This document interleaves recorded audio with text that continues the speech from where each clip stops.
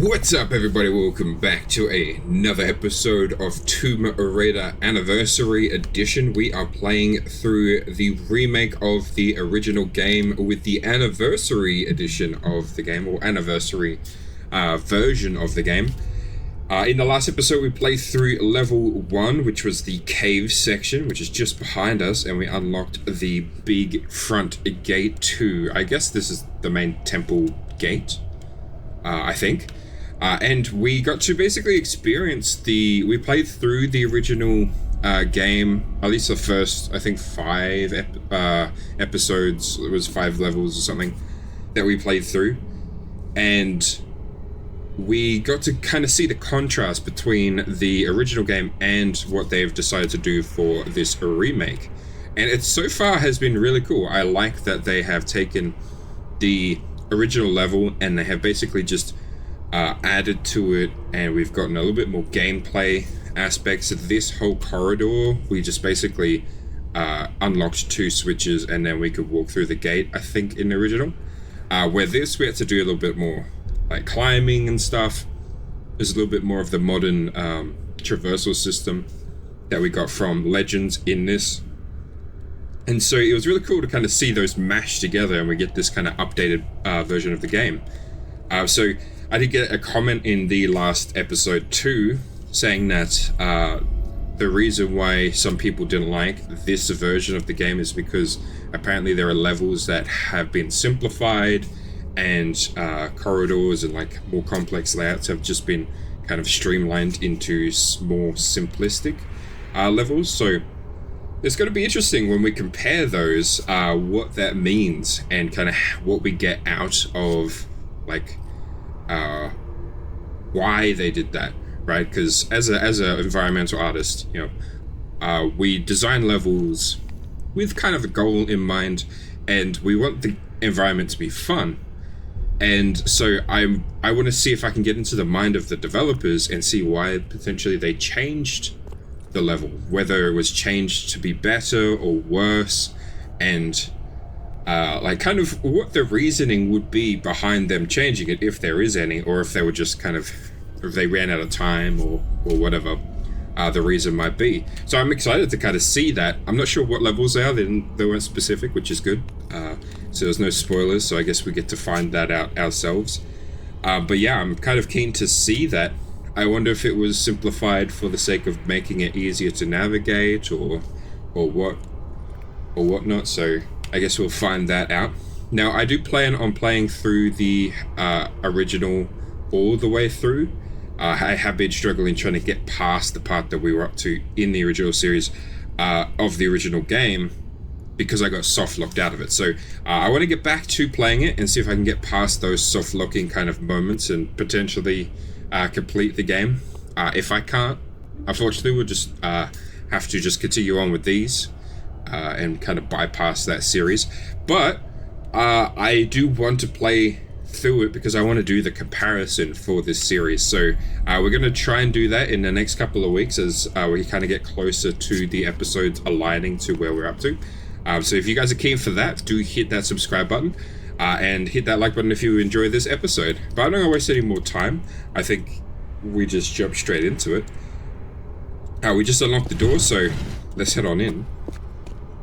That's only my. Oh no!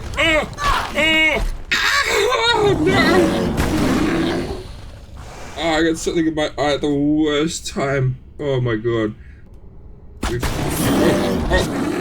Oh, we have to actually press on the mouse. Excuse me. Oh.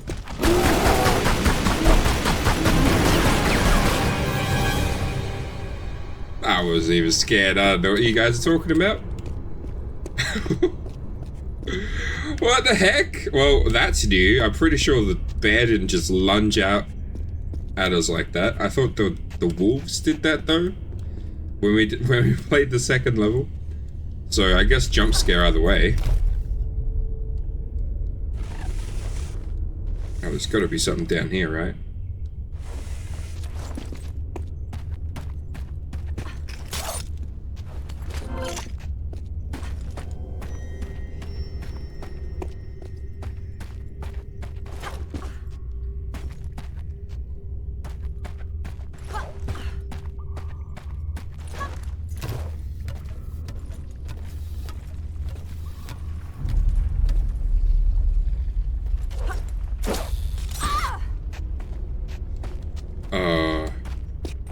this?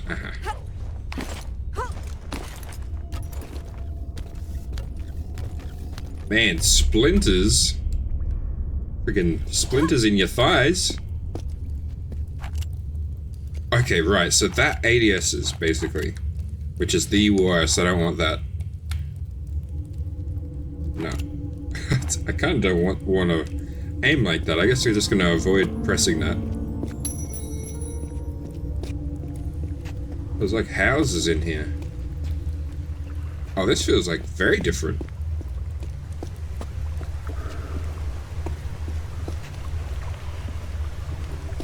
Oh, I see. Okay. No, we kind of had like the... Oh, hello. Yes. You stand there. Perfect. Just like that. Good job, AI.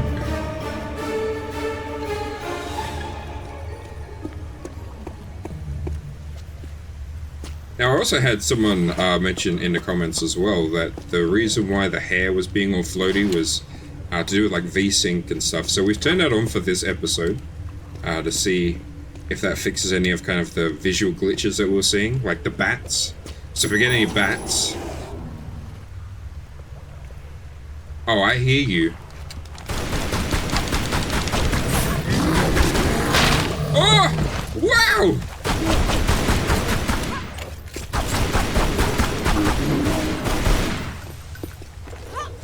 Alright, well, we need to heal now.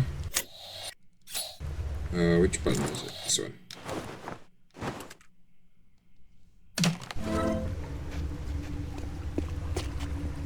Alright, so I see how they've kind of changed it, because it was just like this room with like this kind of... I don't know, it was like, it's kind of more in like a temple rather than being houses, so that's definitely a change. There's like massive, difference. Let's have a proper look. And we got a pretty good view from up here, right? Because there was like two stairways that went down, and then we had the central pond that we kind of swim in with like this, almost like a holding cell for the bears, as if it was like a hideout or something. Well, this appears to be like a little village of some kind. So that's interesting. And the bear was living in here.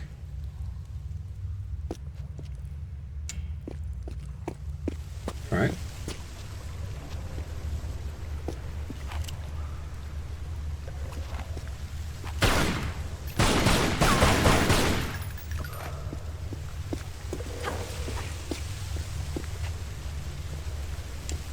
Can't get through there, so I guess it's just straight into the water.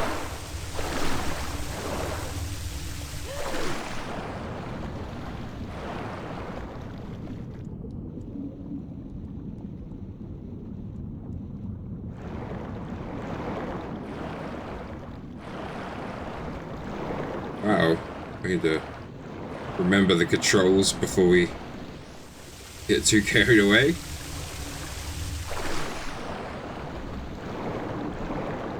I don't remember if Legends had... Oh yeah, we had the swimming section in the cave when we lost our friends.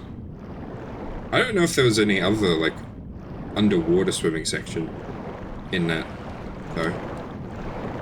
Uh-oh. Oh, this is bad.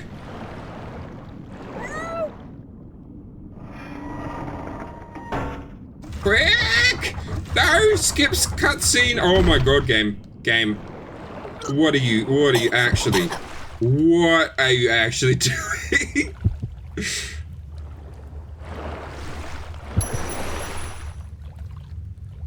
Well, now we need to use health again. I'm glad we healed. Ooh.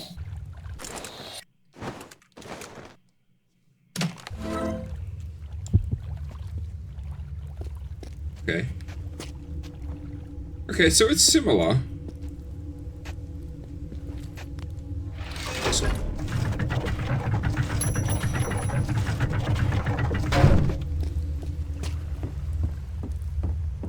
recognize this corner thing? Oh, and then we jump across to the other building this time.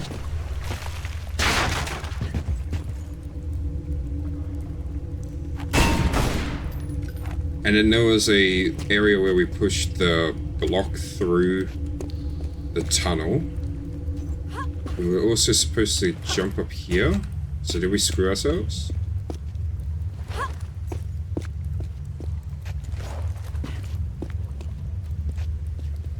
Ow. I'm sure it's... Oh, wait, hold on. We can do this, right?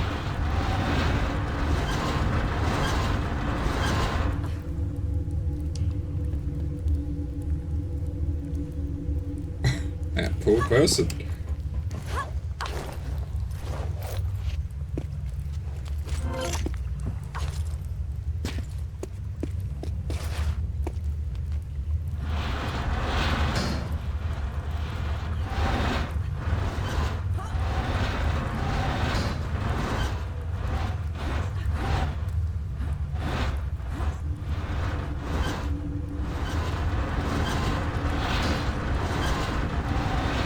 Should be bats in here, right?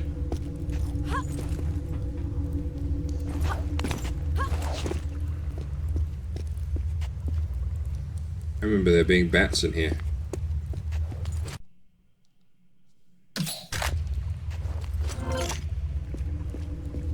Now, one thing I'm already missing is the banter that we're getting with the having other guys on the radio.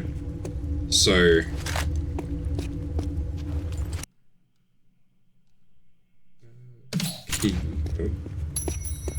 that's definitely different. I kind of wish that they had like kind of implemented that into this, because I really did enjoy like the back and forth banter.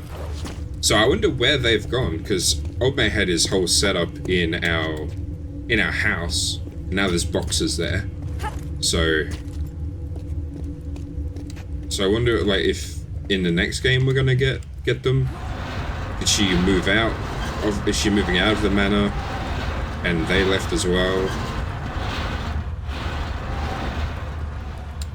Okay, I can kind of see what people are saying, how the layout's a little bit different. But it still had the same aspects here, so I think I can kind of see how things are going to be changed. Right, they're going to take the initial concept and they're going to not mimic the exact layout of the environment in its entirety, but they're going to do something that makes more sense. And I actually think I know which level they're talking about. I think level 5 is what they're talking about with the drastic kind of difference.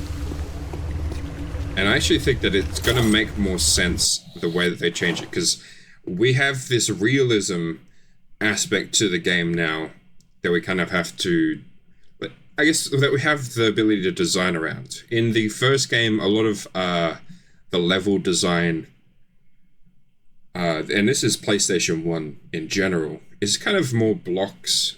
When you block out a level, you kind of are restricted to the polygons that you use to construct that level. And so I think for them, they blocked out the environment, the puzzles and what they were climbing on, and then they retextured it to make it look like a temple or to make it look like whatever. And now they're taking the original kind of idea, right, the retexturing of the original environment, and they go, okay, how can we actually reimagine this into an environment where we then design for it? And then that's where you do concept art, and you'd actually think about what each thing goes where, why it goes there. And kind of when you think about level design, especially environmental design, you're not just thinking about where's the platform going to go, I'm going to jump from this platform, climb across this platform. You're also thinking about the structure of the environment to gain an aspect of immersion, right? This environment is different to the original, but this one is more immersive because it makes a little bit more sense that there be like houses and huts rather than this big kind of open plan temple with corridors and stuff without, like, why is there a bear there? Like, it seems to have more thought put into why each room is the room that it is, right? Because we go through a secret passageway where we push that stone through in the first one, or in the second level of the original, and then we enter into this room where there's pots in this kind of crevice on the wall. There's thatch, bedding, and there's like a platform that doesn't necessarily have much sense to it. It's just platforms so you can climb on and nooks and crevices to hide objects out of the player's view. It's very functional towards the gameplay, but it's the thought of the design, why it's there, is an afterthought. And they repurpose it, or rather they texture it to have it make somewhat of sense. In this, they've taken a different approach. They've taken the original layout, they've gone, how can we make this make sense? And they've redesigned aspects so that it does make sense. And I suspect that level 5, we're going to see just how that is going to play out. Because I think the temple with it's like an orange temple with the velociraptors. Why are there velociraptors in the temple? First of all. So I have a feeling that if they're going to redesign that, it might make some more sense in how that level was laid out to potentially why the velociraptors are even in there, and stuff. So I'm kind of understanding what the redesign is going to be like, and I actually think that it's going to make more sense from not a functional standpoint, from a storytelling standpoint, right? You got environmental storytelling, but we'll talk about it when we get to it. But so far this is good, right? Still looks great. Tells a little bit more of a story as well. Now, we have a key. I guess I tried using it. It is that one, okay.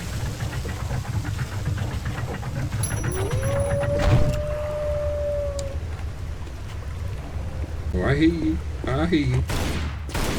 Ready to be shot?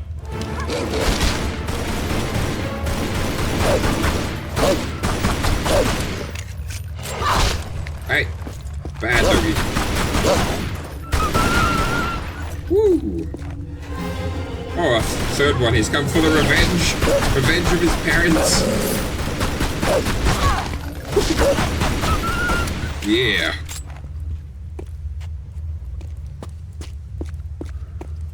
Alright, now we get to the big temple, right?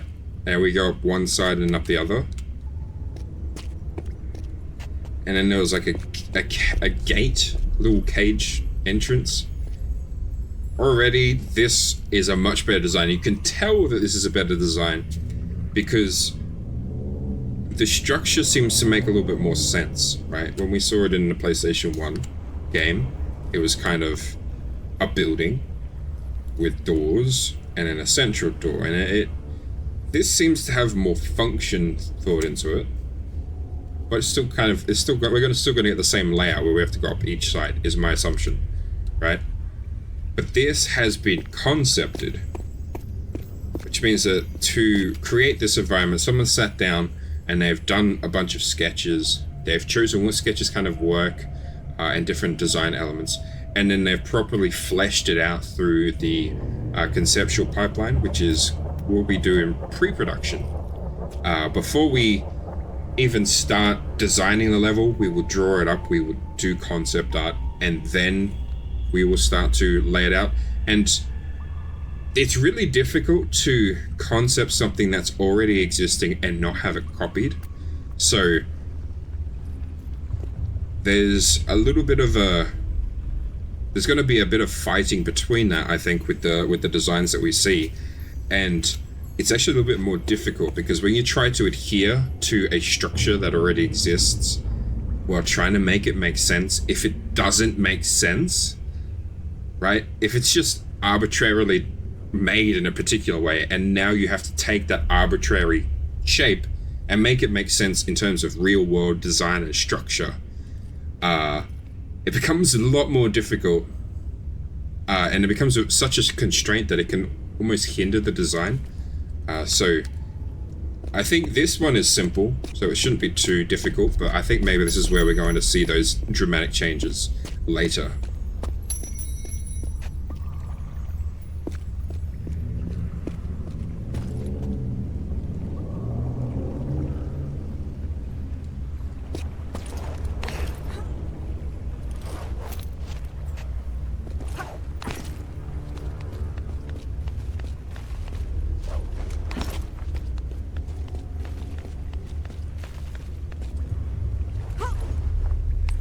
Woo! Press E to recover quickly. I don't know what button is E. Hold on. Hey, climb up. What does E do?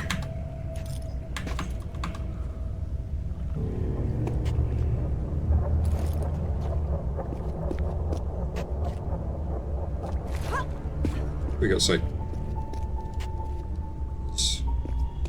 things in the side, like channels.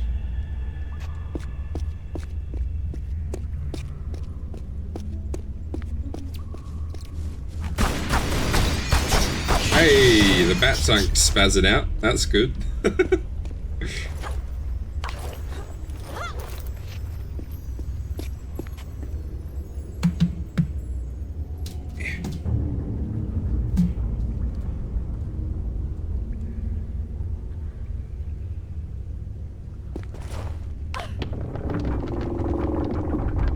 Right? So this is what I'm saying, is that we just flick a switch and it unlocks the door. This has thought put into it, right? We jump on it, it rotates, the thing drops down. Right? And they had to think about that because they're like, oh, how do we make this now make sense with the current design and implement something that kind of is functional now? And they did it successfully so far with this, and they also did it successfully with that corridor with the poison dart shooting, or just regular dart, I guess, shooting gallery that we got.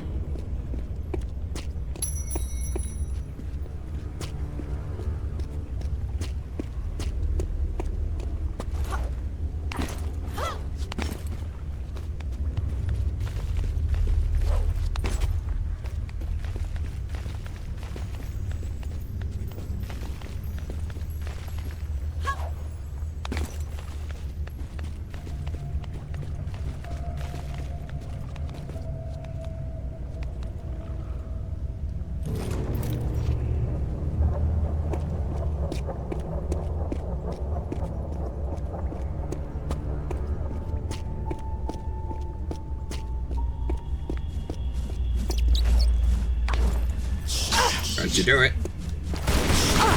Nice.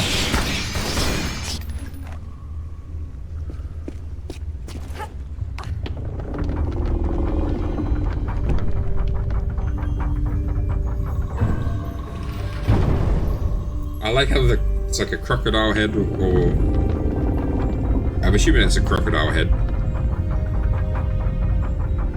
So that was really cool.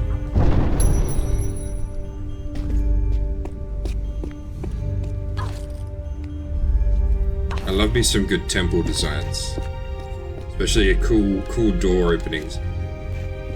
Alright, so is this the end of the level? Or do we have that other room still? Actually, I remember what's in that other room. So let's heal up.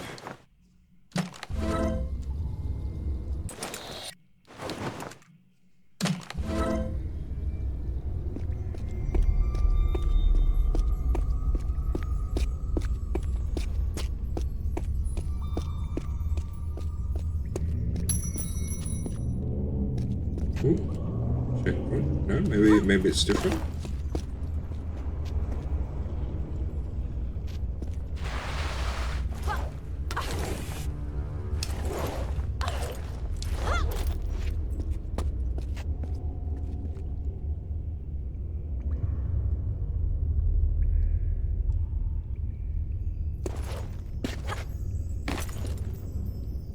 I don't want to go down there though and grab that.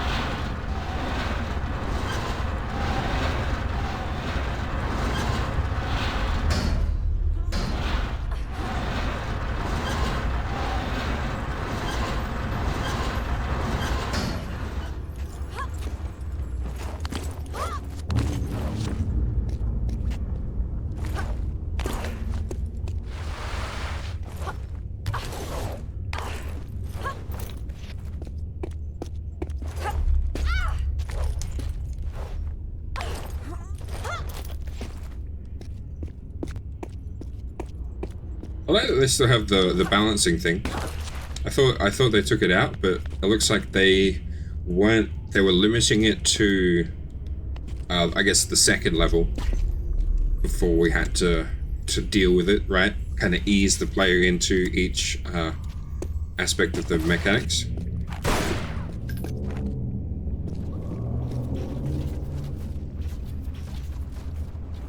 Oh, hello, darts. I hear you.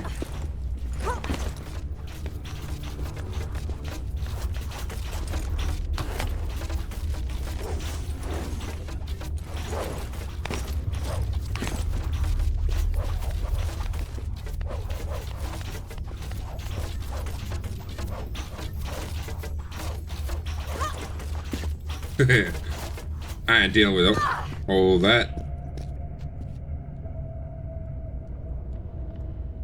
Never mind. Do we need a little bit more of a run-up?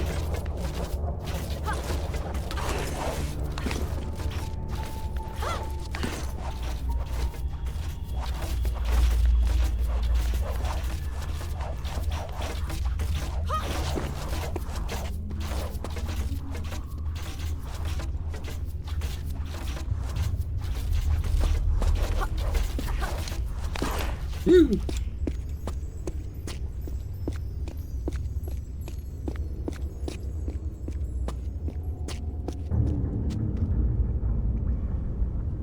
So I see these are loading corridors. Now we talked about this on when we played through the Prince of Persia games. Oh, okay, so at the end of the game now. Oh, that game. At the end of the level. So we can talk about it. So when you walk through like those sorts of corridors and stuff, I remember this being kind of a complaint later into the PlayStation 2, early PlayStation 3 era is corridors that are designed, like they're just corridors and they basically are there so that they can unload one area of, like they can unload the previous level and load in the next level. Is basically the precursor to streaming your level from your hard drive or from the disk continually, right? And so games did this really effectively in the PlayStation 2 era, where this technology kind of originally developed, right? And towards the end of the era, people started to kind of realize that that's what these corridors were for.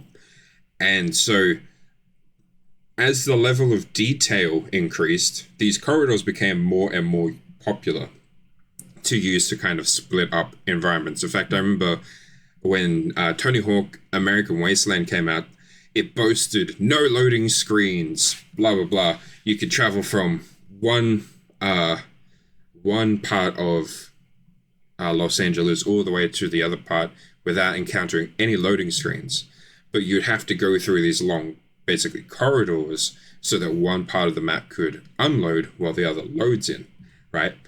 And this was a big innovation back then, but as the generation of the console kind of reached its end, especially the PlayStation 2, going for so long, I think it was 11 years, people started to realize that that's what was happening, and it was breaking their immersion because they knew what the trick was. And I think that's really interesting because it's like when you understand kind of the smoke and mirrors causing this illusion, it breaks the illusion. And so that's what was happening. That's where all of that critique comes from. But I think it's as we're in a generation now where loading screens still exist, but because texture streaming and you've got mip mapping, LODs, which stands for level of detail, which basically swaps in different versions of a 3D model with higher and lower detail versions as you get closer and further away. These kind of systems, which by the way, pioneered by some of the games that people complained having these corridors. So the complaints didn't fall on deaf ears. They helped develop and spur on the development of these newer techniques, right? So for games like Far Cry, Grand Theft Auto, all utilized these sorts of systems to make their open worlds. And kind of being able to see the way that they used to do it back in the day is kind of more charming now, because we don't have that limitation on games anymore, so we don't see it all that often. So kind of running into it now, you can kind of see, oh, this is why this corridor is so long, and this is why it does the classic S shape, so that it blocks 2 lines of sight once you get from one side to another, etc. And we talked about this in the Prince of Persia playthrough, because this was done pretty commonly, especially in Warrior Within. So if you guys haven't checked that series out, definitely do check that out, because specifically Warrior Within, I actually go at the end of that series, go through some of the 3D models that they have in the game, as I was able to extract them out. So if you guys are keen to see that, definitely check out that series and that episode in particular. But man, it's done really well in the Prince of Persia games, because you're doing like platforming between those areas. And they do a really good job at kind of hiding it, but sometimes it's quite noticeable, especially in the first game. So it's cool kind of just to kind of see it in place. But this one, yeah, I noticed these corridors were definitely very long, which tells me that it's unloading a large section and loading in another much larger section, given how long it is. And so as kind of games develop in the future, especially, game that was inspired by Tomb Raider, the Uncharted games, Naughty Dog hears the critiques from these other games getting critiqued from these corridors and goes, how can we do it differently so that players don't notice? And so they do stuff in Uncharted. I think Uncharted 1 has a really good example when they're inside a temple and they have to hold open the door, and you gotta let Sully kind of duck under, then he switches and grabs it, and then you kind of duck under. That whole sequence, very simple, it's very enclosed in terms of rendering. So while that's happening, it's slowing you down as a player so it can load in and unload the level and kind of switch between them. So there's like clever ways that it's kind of been bypassed to not break that immersion. And I think Uncharted does a really good, a lot of really good examples of that. We can also see it in The Last of Us. And if you want to check out that series as well, I played through the first Last of Us game with the remaster that came out, and man, what a pretty game that is. But hey, they utilize corridors just like this game, so definitely worth checking out and seeing how they do it as well, because it's still a technique that works. So yeah, I think this is really cool, and I really like kind of replaying old games and kind of seeing these cool techniques in action. So yeah, let me know what you guys think. Let me know in the comments. And I think we're going to end the episode here. We'll be back next week with episode 3, which I think we encounter our first dinos, I'm pretty sure. So if you guys are keen for that, definitely stay tuned for next week and hit that subscribe button and hit a like on this video if you enjoyed this video and you enjoyed this episode. And let me know what you guys kind of think about kind of me giving these game developer explanations. And do you want me to go in more depth and detail in the Last of Us series? I kind of put some visuals on the screen to kind of show you guys how some of the visuals are done. So definitely, if you're interested in that, check that out. But do you want me to do that for this series? It'll take me a little bit more work and effort. So I might not be able to do 2 episodes a week if I can kind of get to that point.